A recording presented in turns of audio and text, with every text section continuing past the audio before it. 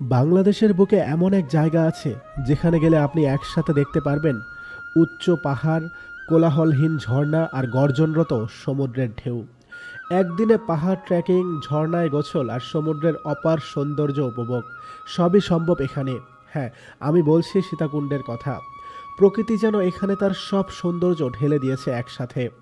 যারা ব্যস্ত শহর থেকে একটু নিঃশ্বাস নিতে চান, যারা প্রকৃতিকে ছুঁতে চান, তাদের জন্য সীতাকুণ্ড এক স্বপ্নপুরী। আর তাই ভ্রমণ প্রেমীরা প্রতিনিয়ত ভিড় জমায় এই সীতাকুণ্ডে। আর আজকের ভ্রমণ গল্পে আমি আপনাদের দেখাবো এই সীতাকুণ্ডে কিভাবে একদিনে ঘুরে দেখবেন চন্দ্রনাথ মন্দির, রূপসী ঝর্ণা এবং গুলিয়াখালী সি বিচ। আর হ্যাঁ, আমাদের ট্যুরে কোথায় কত টাকা খরচ হয়েছে তার বিস্তারিত দেওয়া থাকবে। আমাদের এবারের যাত্রাটি শুরু হয় কমলাপুর রেল স্টেশন থেকে। যেহেতু আমাদের এই ট্যুরটা বাজেট ট্যুর ছিল, তাই আমরা মেল ট্রেনটাই বেছে নেই। কিন্তু মেল ট্রেনের একটা সমস্যা হলো এই ট্রেনের টিকিট আপনারা অনলাইনে পাবেন না, তাই আপনাকে যাত্রার 2 থেকে 3 ঘন্টা আগে স্টেশনে এসে টিকিট সংগ্রহ করতে হবে। এছাড়াও মেল ট্রেনে যেতে হলে মনে রাখতে হবে সাপ্তাহিক ছুটির দিন, বৃহস্পতিবার এবং বিভিন্ন সরকারি ছুটির দিনে কিন্তু প্রচুর ভিড় হয় মেল ট্রেনে। কমলাপুর রেল স্টেশনের 19 নম্বর কাউন্টারে আপনারা চট্টগ্রাম মেল ট্রেনের টিকিট পেয়ে যাবেন। রাত 10টার সময় এই ট্রেনের টিকিট বিক্রি শুরু হয় এবং মেল ট্রেনের টিকিটে কোনো সিট নাম্বার না থাকায় যে আগে উঠবে তারই সিট থাকবে ট্রেনে। সুতরাং সবার আগে ট্রেনে উঠে সিট দখলের চেষ্টা করতে হবে। এই হলো আমাদের 125 টাকা দামের সীতাকুণ্ডগামী ট্রেনের টিকিট। ট্রেনে রাতের খাবার নিয়ে উঠতে চাইলে স্টেশনের পাশের যে কোনো হোটেল থেকে আপনারা খাবার কিনে নিতে পারেন। তো আজকে আমাদের সীতাকুণ্ড যাত্রায় আমরা 5 জন রওনা দিয়েছি। তো আপনারা দেখতে পাচ্ছেন আমি আছি, আমার সাথে আছে হচ্ছে আমার ফ্রেন্ড এমিল। হাই দাও। আর সাথে আছে হচ্ছে বাতেন, আর সবার এই যে প্রথমে ও হচ্ছে রনি। আর আরেকটা ফ্রেন্ড আছে, ও চলে গেছে অনেক দূরে, সো ওরে পরে একটা সময় ইন্ট্রোডাকশন করাই দিব।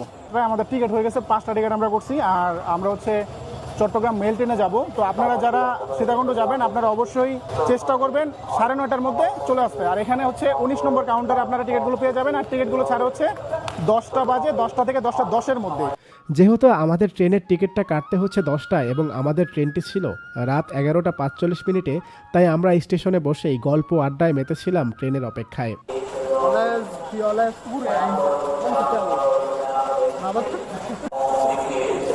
অপেক্ষা করতে করতে হাজির হলো আমাদের ট্রেন এবং আপনারা দেখতে পাচ্ছেন ট্রেন আসার সাথে সাথে সবাই কিভাবে ছোটাছুটি করছে ট্রেনে ওঠার জন্য। অবশেষে আমরা ট্রেনে উঠে বসলাম। আমাদের ট্রেনটি 11টা 45-এ ছাড়ার কথা থাকলেও আমাদের ট্রেন ছাড়ে ঠিক 12টা 50 মিনিটে। যেহেতু ট্রেন ছাড়তে লেট হচ্ছিল, তাই আমার বন্ধুরা সময় কাটানোর জন্য মোবাইল ফোনে লুডো খেলতে থাকে আর আমি পাশে বসে দেখছিলাম।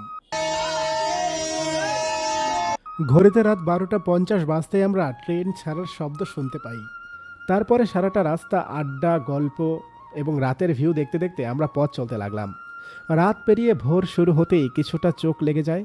চোখের ঘুম ছুটতেই ট্রেনের জানালা দিয়ে বাইরে তাকিয়ে দেখতে পাই ছোট বড় পাহাড়।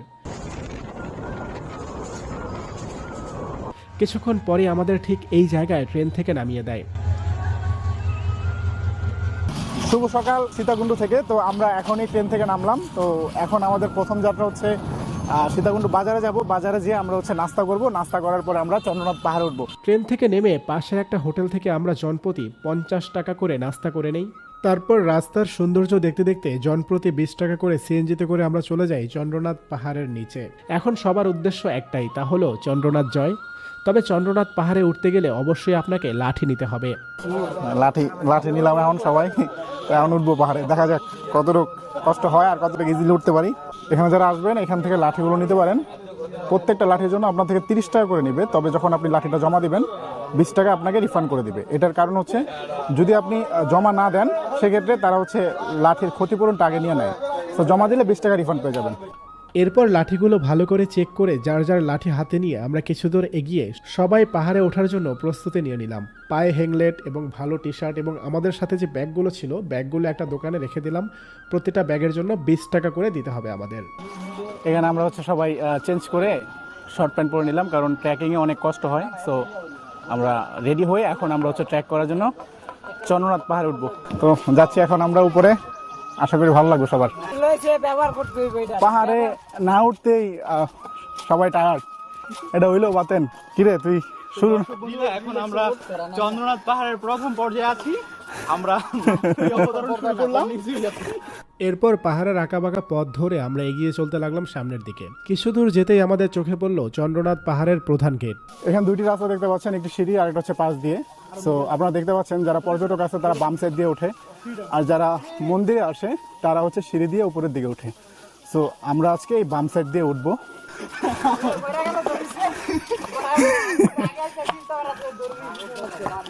যতই পাহাড়ের আঁকাবাঁকা পথ ধরে সামনে এগোতে থাকলাম ততই যেন চারপাশের সৌন্দর্য আমাদের মুগ্ধ করতে থাকলো। আপনারা ওঠার রাস্তাতেই পেয়ে যাবেন বিভিন্ন পাহাড়ি জিনিসের দোকান, ফলমূল সহ বিভিন্ন খাবারের দোকান। আপনাদের প্রয়োজনীয় খাবার বা পানি কিনে নিতে পারেন এখান থেকে। খুব টায়ার্ড হয়ে গেছে ভাই, মাত্র মনে হয় 10 ভাগের 1 ভাগ উঠছি, এইটুকুতেই আমাদের দম শেষ অলমোস্ট। সো দেখি কতটুকু যেতে পারি। আমরা কিন্তু একটু আইসাই পাহাড় একটু দেখাও রনি, পাহাড় কিন্তু দেখতে পাচ্ছি, ভালো লাগতেছে আসলে। মেল ট্রেনে আসার কারণে গতকাল রাতে আমরা কেউ ঘুমাইতে পারি না ঠিক মতো, কারো ঘুম হয়নি। শেষ রাতে ভোর হবে হবে ভাব, তখন হালকা সবার একটু চোখ লেগেছিল, কিন্তু তবুও সেটা আসলে কার্যকরী ঘুম নয়।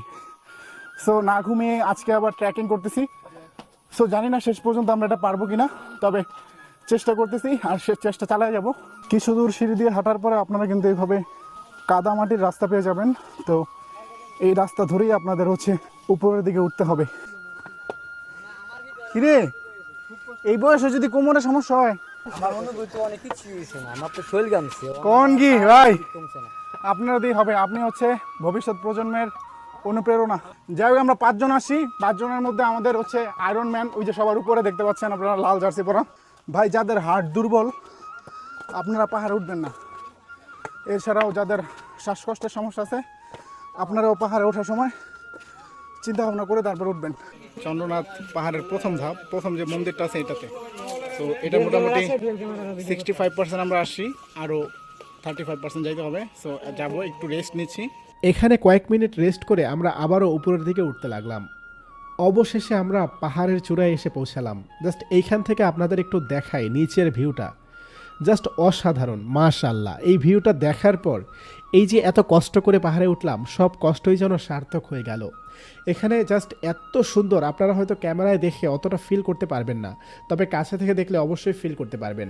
আমাদের এই পাহাড়ের চূড়ায় উঠতে প্রায় 2 ঘন্টার মতো সময় লেগেছে, তবে এখানে এসে আমাদের পুরো কষ্টটাই যেন লাঘব হলো।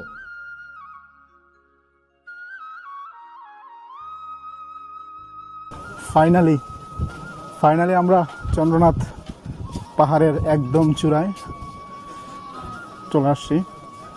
সো নিচের রোডগুলো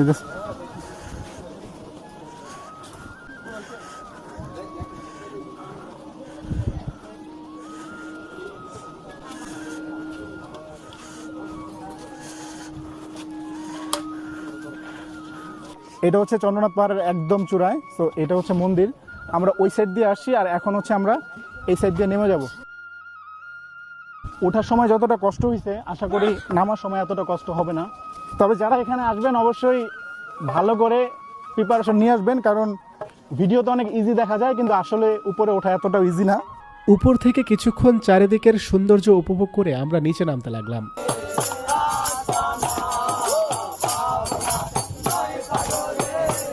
কিছুক্ষণ সময় রেস্ট করে নিলাম, কারণ আমরা অনেক কষ্ট করে পাহাড়ে উঠেছি।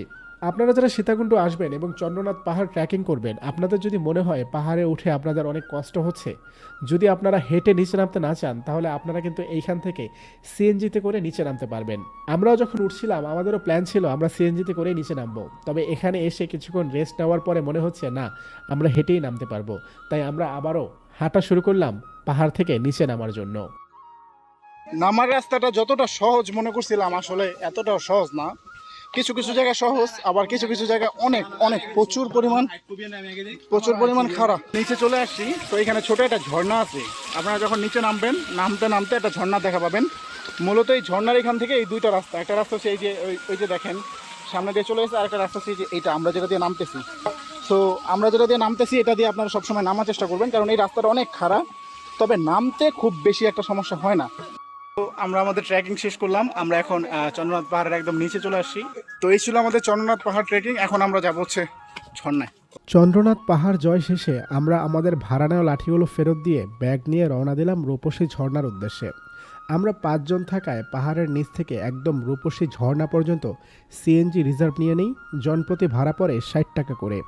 আপনি ভেঙেও আসতে পারবেন। সেক্ষেত্রে আপনাকে প্রথমে আসতে হবে সীতাকুণ্ড বাজার, সেখান থেকে উত্তরা বাসে করে চলে আসবেন বড় দারোগা গেট। বাসওয়ালাকে রূপসী ঝর্ণার কথা বললেই আপনাকে ঠিক এই রাস্তার মাথায় নামিয়ে দিবে এবং এখন যে রাস্তা দিয়ে আমরা যাচ্ছি এই রাস্তা দিয়ে এগিয়ে গেলেই দেখা পাবেন রূপসী ঝর্ণার প্রবেশ মুখের। আমাদেরকে সিএনজি থেকে নামিয়ে দিল এই রেল লাইনের সামনে। এখান থেকে 4-5 মিনিট হাঁটলেই দেখা মিলবে ঝর্ণার প্রবেশ মুখের। এখান থেকেই আমাদের ঝর্ণার টিকিট কিনে নিতে হবে।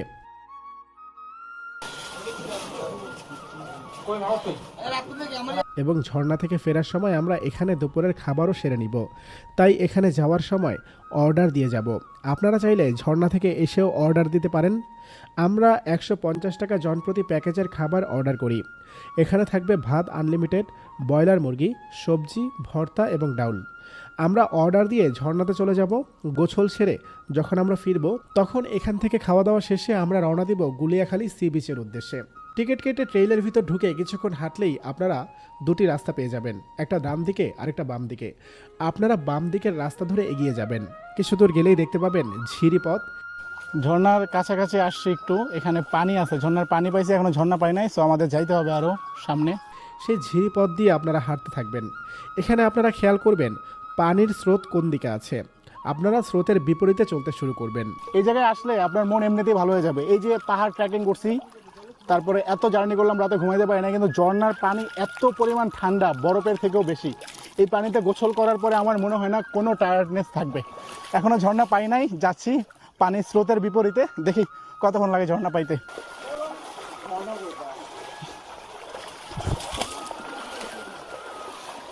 রাস্তায় টেনে নিয়ে যাবে তোমাদের,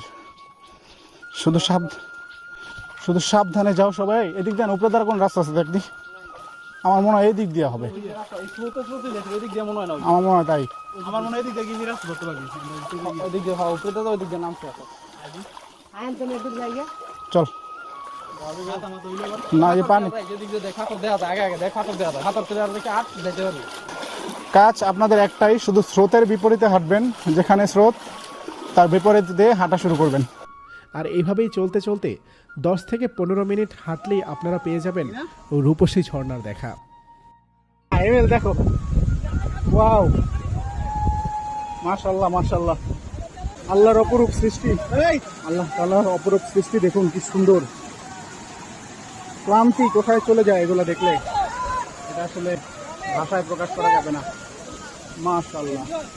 যখন ঝর্ণা নিজ চোখে দেখলাম ঠিক কতটা প্রশান্তি অনুভব হচ্ছিল সেটা আপনাদের ভাষায় প্রকাশ করতে পারবো না। যত ক্লান্তি ছিল সব যেন নিমিষেই দূর হয়ে গেল। আমরা মন ভরে ঝর্ণার পানিতে গোসল করলাম। গোসল শেষে আমরা আবার ফিরে আসলাম ঝর্ণার প্রবেশ মুখের সেই হোটেলটাতে এবং আমাদের দুপুরের লাঞ্চ সেরে নিলাম। এখন আমরা যাত্রা করব গুলিয়াখালী সি বিচের উদ্দেশ্যে। দুপুরের খাওয়া দাওয়া শেষে আমরা আবারও একটা সিএনজি রিজার্ভ করে নিই, জনপ্রতি 60 টাকা ভাড়া। চলে আসি একদম গুলিয়াখালী সি বিচের সামনে। সিএনজি থেকে নেমে 10 মিনিট হাঁটলেই আমরা পেয়ে যাই গুলিয়াখালী সি বিচের দেখা। তো আজকের আমাদের শেষ স্পট গুলিয়াখালী সি বিচ। আমরা এখানে এসেছি আজকে মূলত আমরা সূর্য ডোবার যে মুহূর্তটা সেটা দেখব। সূর্য এখনো অনেকটাই উপরে আছে, সো এই বিকালটা এইখানে বসে কাটাবো আমরা, অ্যান্ড পুরো ব্যাপারটা উপভোগ করবো। তো আমরা এখন বসে আছি সূর্যাস্ত দেখার জন্য। তো সূর্যাস্ত দেখার পরে সন্ধ্যার পরে আমরা রওনা দিব বাড়ির উদ্দেশ্যে, ঢাকার উদ্দেশ্যে। তো আপনাদেরকে ততক্ষণে এই জায়গার কিছু ভিউ দেখাই, আশা করি আপনাদের ভালো লাগবে। সমুদ্র মানেই শুধু বালু আর ঢেউ, এই ধারণাকে বদলে দেয় এক জায়গা। এখানে সমুদ্রের বুকে সবুজ ঘাস, হাওয়ায় দুলে ওঠা গাছের শ্বাসমূল আর অসীম আকাশের নিচে এক প্রশান্ত পৃথিবী। এটাই গুলিয়াখালী সি বিচ, চট্টগ্রামের সীতাকুণ্ডে অবস্থিত এমন এক সমুদ্র তীর যেখানে প্রকৃতি নিজেই যেন এক শিল্পীর মতো তুলেছে তার নিখুঁত তুলির আঁচড়। চারদিকে সবুজ আর নীলের এক অপূর্ব মেলবন্ধন, ঝিরিঝিরি বাতাস আর পাখিদের ডাক, এই যেন কোলাহল মুক্ত এক ভালোবাসার আশ্রয়। আমি দাঁড়িয়ে আছি এই নীরব সৌন্দর্যের মাঝে। মনে হচ্ছে প্রকৃতি যেন বলছে, তুমি একটু থামো, একটু অনুভব করো, এই মুহূর্তটাকে বাঁচো। এখানে দাঁড়িয়ে সূর্যাস্ত দেখা মানে নিজেকে একবার নতুন করে খুঁজে পাওয়া। শহরের কোলাহল পেরিয়ে যদি কখনো প্রকৃতির কোলে নিঃশ্বাস নিতে চাও, তবে গুলিয়াখালী সি বিচ তোমার জন্য অপেক্ষা করছে, চুপচাপ, শান্ত আর আপন হয়ে। সব হারিয়ে গেলে আবার খুঁজে পেতে চাইলে প্রকৃতি ডাক দেবে, ঠিক এমন কোথাও গুলিয়াখালীর মতো। তো এই ছিল আমাদের সীতাকুণ্ড ভ্রমণের সবটুকু। চেষ্টা করেছি সবটাই আপনাদের দেখাতে, জানি না কতটুকু আপনারা এনজয় করেছেন। তো এরকম ভ্লগ যদি আপনারা আরও পেতে চান অবশ্যই কমেন্ট করে জানাবেন, অ্যান্ড নেক্সট ট্যুর কোথায় দেখতে চান আপনারা সেটাও কমেন্ট করে জানাবেন। চেষ্টা করব বাজেট ট্যুরের একটা প্ল্যান আপনাদের দেওয়ার জন্য অ্যান্ড একটা গাইড। সো আজকের ভিডিওটা এই পর্যন্তই, বিদায় নিচ্ছি, তবে যাচ্ছি না, আবারও ফিরে আসবো পরবর্তী ভিডিও নিয়ে। সে পর্যন্ত সবাই ভালো থাকবেন, সুস্থ থাকবেন, আর হ্যাঁ, চ্যানেলটা এখনও সাবস্ক্রাইব না করলে অবশ্যই সাবস্ক্রাইব করে দিবেন। আল্লাহ হাফেজ।